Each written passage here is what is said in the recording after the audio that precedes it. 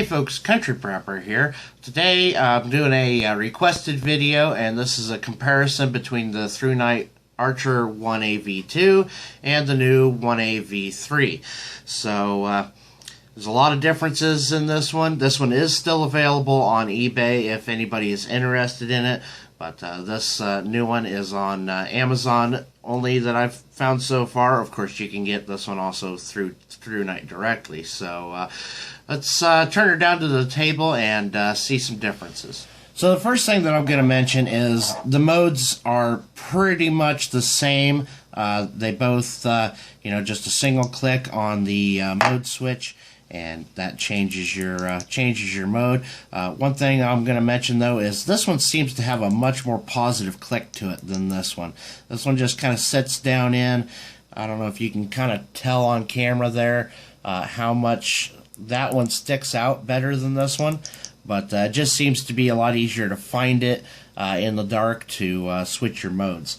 So the version 2 was 180 lumens with a AA battery. Version 3 is 200 lumens. They both come out somewhere with a 14500. They both come out somewhere a little over 500 lumens. So it's a big improvement on the 14500, I will say that. However, I have an Olight 14500 in this one, and I have a Nitecore 14500 in this one. Now the reason for that is the Nitecore just barely fits in the version 3. It was really tight. So you just have to keep that in mind if you're buying a 14500 for either one of these flashlights. Pretty much any 14500 will work in the 1AV2, but the 1AV3, the only one that I have found that fits well and you don't have to really crank down on the tail cap to get it tight, is the Olight 14500 with the version 3. So this one is a little bit heavier. This one, the V2 is 60 grams. The V3 is 42 grams. So it might not seem like that much, but when they're in your pocket, walking around, I have been carrying this on a daily basis in my pocket. So there is a noticeable difference, especially if you're like me and you don't have much of a butt end left anymore. Pulls your pants down. So the more stuff you're carrying, the more often you got to hitch your drawers back up. So having that little bit of weight off of there does make a difference. The beam distance on this one is 71 meters. This one's 77 on the version 3. So that's a little bit of an improvement, and I think that has a lot to do with this. The V2 has a smooth bezel, and the V3 is an orange peel. So, or the reflector, I should say, not the bezel.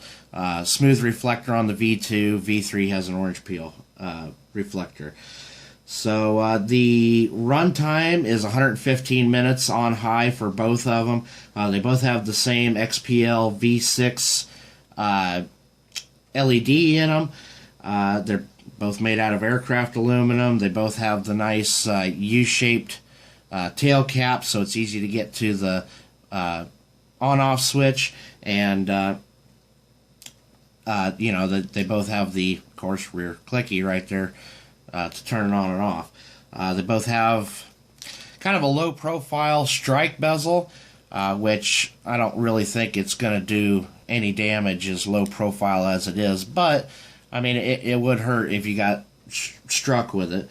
The 1AV2 is bezel up and has a really nice deep pocket clip, and that's one of the main reasons why I still really like this one, is that deep pocket clip. This one, not quite so much.